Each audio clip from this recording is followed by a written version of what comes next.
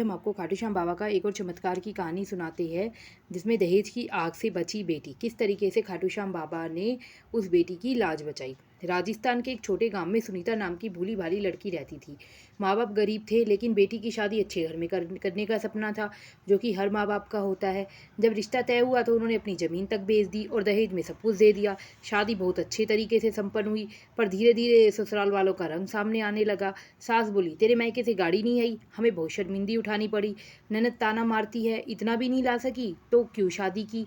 पति भी कहने लगा, अगर अगर घर वालों से पैसे नहीं मांग सकती तो यहाँ रहना मुश्किल है। सुनीता रात रो रो कर काटने लगी। हर बार यही कहती, बाबा की तस्वीर के सामने खड़ी होकर कहती, हे बाबा, अगर आप सच्चे हो तो एक दिन मेरी इज्जत जरूर बचाओगे। ड्रामा शुरू हुआ होता है। एक दिन ससुराल वालों ने साफ कह दिया, कल तक अगर तेरे मायके से 2 लाख रुपए और गाड़ी नहीं आई तो तू इस घर में कदम नहीं रख पाएगी। सुनीता का दिल टूट गया।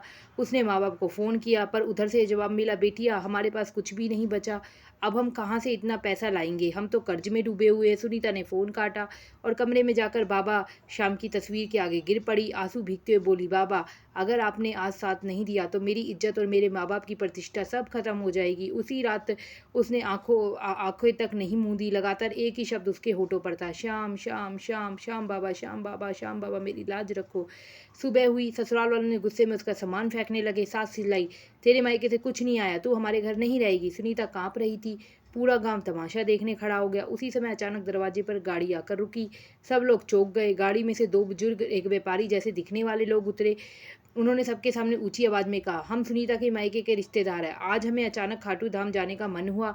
उसी समय बाबा श्याम ने हमें यहाँ खींच लिया आया। हमें खबर मिली कि इसे सताया जा रहा है। सुन लो, अगर इस पर जरा भी जुल्म हुआ तो हम अदालत तक जाएंगे। ससुराल वाले हक्के बक्के रह गए। जो कल तक सुनीता को घर से निकालने पर तुले थे, वही आज घबराकर उसके पैरों में गिरने लगे। सुनीता रोते हुए बोली, ये चमत्कार बाबा श्याम का है। इन रिश्तेदारों से तो हमारा बरसों से कोई संपर्क नहीं था, पर बाबा ने इन्हें मेरी लाज बचाने के लिए भेज दिया। उस दिन से ससुराल वालों का व्यवहार पूरी तरीके से बदल गया। पति भी शर्मिंदा होकर बोला, मुझे माफ़ कर दो सुनीता, आज समझ आया कि तुम्हारे बाबा सच में जिंदा हैं।